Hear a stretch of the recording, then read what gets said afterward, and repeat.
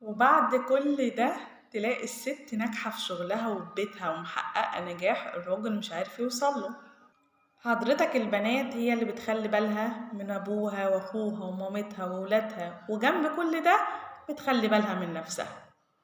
البنات المؤنسات الغاليات هي اللي بتشيل باباها ومامتها في السن الكبير ومرضهم وتعبهم، وتقعد معاهم في العيادة بالساعات من غير مرة أوف حتى من جواها.